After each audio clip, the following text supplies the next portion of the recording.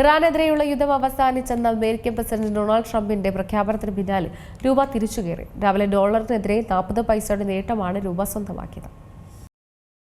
ഡോളറിനെതിരെ രൂപയുടെ മൂല്യം 92-ൽ താഴെയെത്തി. 91.93ലേക്കാണ് രൂപയുടെ മൂല്യം ഉയർന്നത്. ഇന്നലെ 92.35ലാണ് രൂപ ക്ലോസ് ചെയ്തത്. യുദ്ധം അവസാനിച്ചെന്ന് ട്രംപിന്റെ പ്രഖ്യാപനം വന്നതോടെയാണ് രൂപ തിരിച്ചു കയറിയത്. ഇന്ത്യയുടെ ഇറക്കുമതി ചെലവ് കുറയുമെന്ന പ്രതീക്ഷയാണ് രൂപയിൽ പ്രതിഫലിച്ചത്. എങ്കിലും പശ്ചിമേഷ്യൻ സംഘർഷം തുടരുന്ന പശ്ചാത്തലത്തിൽ നിക്ഷേപകർ കരുതലോടെയാണ് വിപണിയിൽ ഇടപെടുന്നത്.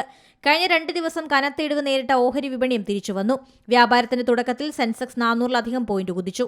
എണ്ണവിലയിലെ ഇടിവ് അടക്കമുള്ള വിഷയങ്ങളാണ് ഓഹരി വിപണിക്ക് തുണയായത്.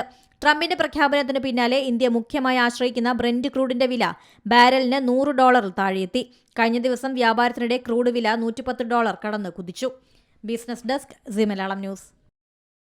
ഏറ്റവും പുതിയ വാർത്തകളും വിശേഷങ്ങളും വിരൽത്തുമ്പിലറിയാൻ സി മലയാളം ന്യൂസ് എല്ലാ ഡിജിറ്റൽ പ്ലാറ്റ്ഫോമുകളിലും ലഭ്യം.